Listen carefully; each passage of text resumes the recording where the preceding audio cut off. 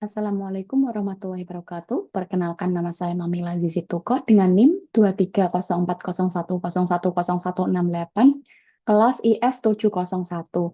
Pada kesempatan kali ini, saya akan menjelaskan mengenai review jurnal yang telah saya kerjakan untuk memenuhi tugas UTS pada mata kuliah Cloud Computing. Judul dari jurnal tersebut yaitu Cloud Computing for Chatbot in the Construction Industry and Implementation Framework for Conversational BIM Voice Assistant. Berikut merupakan tampilan dari isi jurnal tersebut. Nah, jurnal tersebut berjudul Cloud Computing for Chatbot in the Construction Industry and Implementation Framework for Conversational BIM Voice Assistant.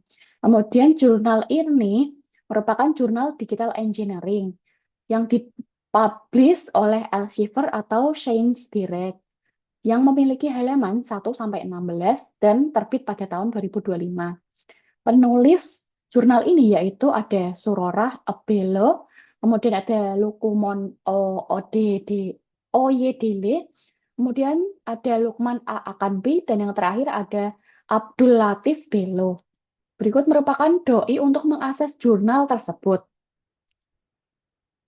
Nah, latar belakang dari jurnal ini sendiri yaitu teknologi berbasis suara berkembang pesat dengan adanya data 3,25 miliar asisten suara digital di seluruh dunia pada tahun 2019.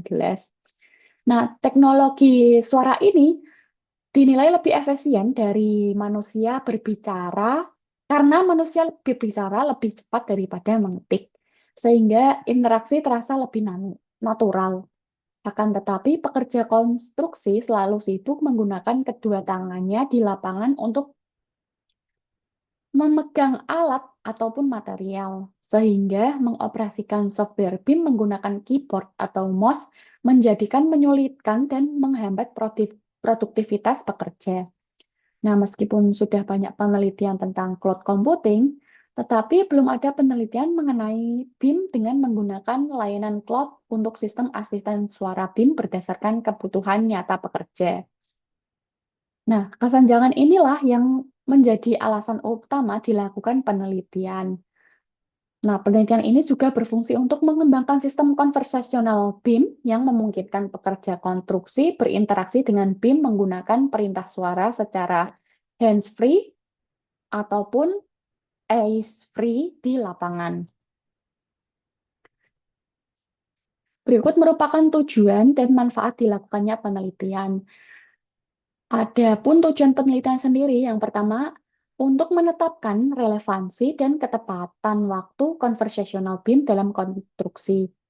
Yang kedua, merumuskan persyaratan teknis sistem conversational BIM berdasarkan kebutuhan nyata pengguna. Yang ketiga, memetakan persyaratan teknis tersebut ke layanan cloud yang sesuai untuk efisiensi pengiriman dan peningkatan produktivitas.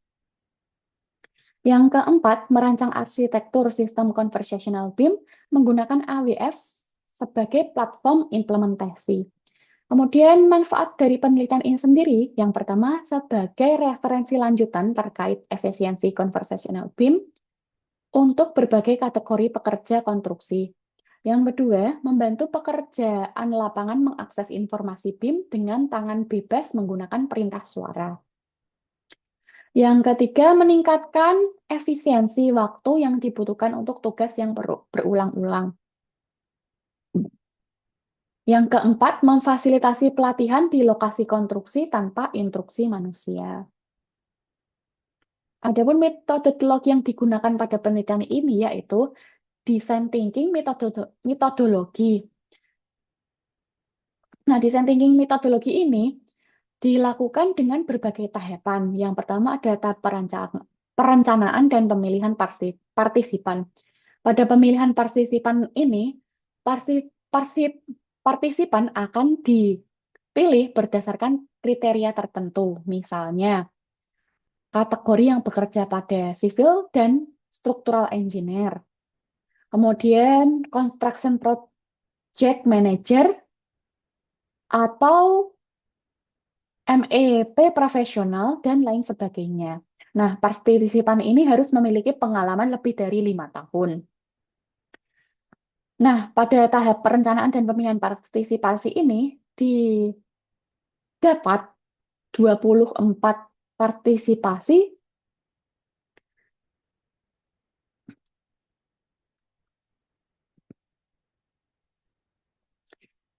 pada tahap perencanaan dan pemilihan partisipasi ini didapat sebanyak 24 orang. Kemudian yang kedua yaitu pelaksanaan forum Group Discussion atau FGD. Nah, pada tahapan ini dilakukan diskusi awal dengan demonstrasi software konversasional. Kemudian partisipasi diminta menyatakan kebutuhan dan ekspektasi mereka terhadap sistem konversasional BIM tersebut. Nah, beberapa pertanyaan akan diajukan sebagai bahan diskusi untuk pelaksanaan forum FGD ini. Nah, seluruh diskusinya nanti akan direkam dengan persetujuan peserta untuk memudahkan kita mengelola data ataupun memudahkan transkripsinya. Nah, setelah itu langkah selanjutnya ada analisis tematik, di mana analisis tematik di sini nanti prosesnya akan dilakukan melalui beberapa tahapan.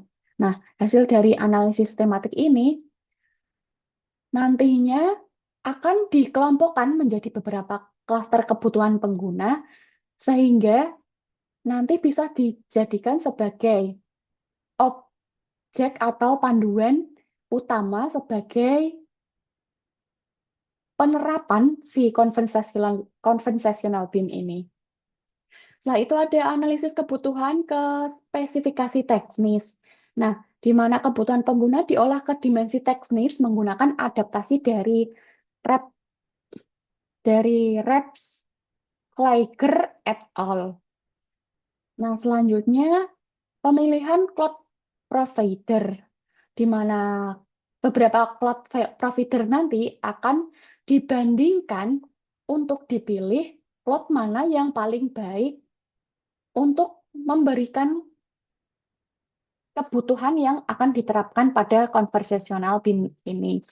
Setelah itu yang terakhir ada perancangan dan implementasi arsitektur. Nah, framework nanti dirancang menggunakan layanan yang telah dipilih. Kemudian arsitektur sistem konversasional BIM dibangun dan diaplikasikan secara nyata. Setelah itu ada teknologi penelitian. Teknologi penelitian yang digunakan yaitu menggunakan Amazon Web Service atau AWS sebagai layanan cloud computing yang dipilih. Nah, beberapa AWS yang digunakan ini dapat dilihat seperti ini.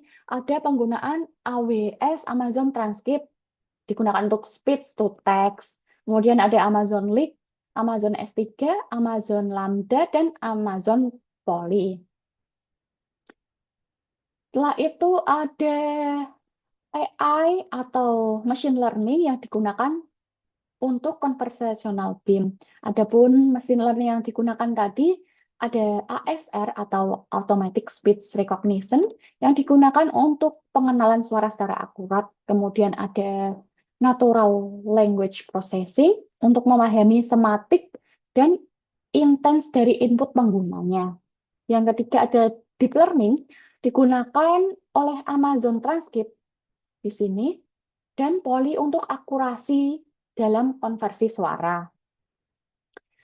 Kemudian ada NTTS atau Natural Text to Speech yang digunakan untuk menghasilkan suara sintetis yang terdengar sangat natural. Adapun hasil penelitian dari jurnal ini, yang pertama, terdapat 5 kebutuhan utama pengguna. Dari FGD tadi berhasil mengidentifikasikan 5 klaster kebutuhan yang menjadi dasar seluruh framework. Nah, hasil dari 5 klaster itu, yang pertama ada interface, Yang kedua ada privasi, yang ketiga ada finance, yang keempat ada estimation, dan yang kelima ada speed. Kemudian yang kedua, hasilnya yaitu 8 modul teknik yang diperlukan.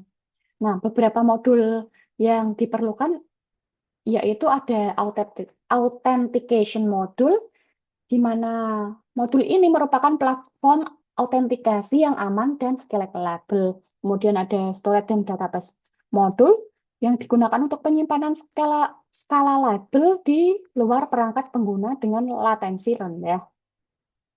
Kemudian selanjutnya ada back-end computing modul, ada bot building platform modul, ada speed to text modul, ada text to speed modul, dan interaction modul, kemudian ada monitoring modul. Modul-modul tersebut merupakan modul yang modul teknik yang diperlukan para pekerja konstruksi. Setelah itu AWS yang terpilih sebagai perbandingan tadi, perbandingan beberapa cloud provider. Nah, yang terpilih itu AWS karena si AWS ini memiliki jumlah data center terbanyak dari US, UK, Eropa, Irland, Jepang, Cina, Singapura, dan lain sebagainya. Sehingga nantinya memberikan fleksibilitas kepatuhan regulasi penyimpanan data lokal. Setelah itu, AWS juga mendukung input suara dan teks melalui SMS. Nah, kenapa digunakan AWS ini? Karena menyediakan seluruh ekosistem layanan yang dibutuhkan dalam satu platform terintegrasi. Kemudian ada hasil lainnya yaitu arsitektur conversational BIM yang fungsional. Nah, sistem berhasil mengimplementasikan dengan contoh nyata. Misalnya, pekerja dapat bertanya tentang GFA atau Gross Floor Area. Gross Floor Area suatu model, tinggi dinding, lebar komponen, atau menghasilkan quality take-off hanya dengan perintah suara. Adapun untuk sarang pengembangan selanjutnya, yang pertama, integrasi AI yang lebih canggih, di mana sistem sebelumnya belum sistem yang dikembangkan di mana sistem yang dikembangkan jurnal hanya bisa menjawab pertanyaan yang sudah diprogram sebelumnya, menjadikan sistem terbatas untuk pertanyaan tertentu. Nah, dengan mengintegrasikan AI yang lebih canggih, seperti AI, OpenAI, ChatGPT 5, Cloud, dan lain-lain, diharapkan sistem dapat melakukan beberapa hal sebagai berikut. Contohnya seperti memberikan rekomendasi dan analisis secara otomatis, kemudian berpikir lebih cerdas dalam membantu pekerja konstruksi. Nah, sebagai contohnya seperti pekerja dapat bertanya langsung pada AR tersebut jika material dinding diganti dengan jika material dinding diganti, berapa penghematan biayanya? Nah, sistemnya langsung menjawab dengan cerdas kemungkinan-kemungkinan yang akan terjadi. Kemudian yang kedua, sarannya yaitu perbanyak pilihan bahasa. Karena sistem yang dikembangkan ini hanya menggunakan bahasa Inggris, sehingga belum tentu pekerja konstruksi pada negara lainnya seperti Jepang, Cina, Korea, Arab dapat memahami isi dari conversational BIM-nya. Nah, sebagai pengembangan penelitian selanjutnya, diharapkan dapat menambahkan bahasa asing seperti bahasa Indonesia, bahasa Arab, Mandarin, Jepang, Korea, dan bahasa lainnya. Kemudian sistem nantinya harus dilatih dengan kosakata teknis konstruksi di setiap bahasanya. Setelah itu sistem harus membuat bisa memahami aksen dan logat daerah. Nah, tanpa dukungan si multibahasa ini, teknologi hanya digunakan untuk pekerja yang berbahasa Inggris. Sehingga sistem ini kemungkinan besar tidak dapat digunakan atau tidak bisa mendunia. Nah, saran yang ketiga yaitu sistem dapat bekerja tanpa internet atau offline. Nah, semua fitur sistem ini masih bergantung pada koneksi internet. Namun, sistem yang digunakan conversational BIM ini digunakan atau ditujukan sebagai alat pembantu pekerja konstruksi. Nah, di mana pekerja konstruksi biasanya melakukan pekerjaan di suatu daerah yang tidak memiliki sinyal atau sinyalnya buruk. Nah, untuk pengembangan selanjutnya harus dilakukan sistemnya tetap bisa berjalan dengan fungsi sistem tetap bisa berjalan dengan fungsi dasar mesti tanpa internet. Kemudian data penting harus disimpan di lokal perangkat atau server mini pada lokasi konstruksi. Kemudian ketika internet kembali atau ada sinyal lagi, nah data akan otomatis tersinkronisasi ke cloud penyimpanan tersebut. Nah, tanpa fitur online ini, nantinya sistem tidak bisa diandalkan di banyak lokasi konstruksi yang nyata, terutama di daerah-daerah terpencil atau dalam gedung yang baru dibangun, karena biasanya daerah tersebut susah sinyal. Nah, sistem yang canggih tidak akan berguna jika tidak bisa berjalan offline. Keamanan yang baik tidak cukup jika tidak mendukung bahasa pengguna lainnya. Nah, semua harus dikembangkan bersama agar conversational BIM benar-benar siap digunakan secara luas di seluruh dunia. Sekian dari presentasi yang dapat saya sampaikan, kurang dan lebihnya saya mohon maaf. Wassalamualaikum warahmatullahi wabarakatuh.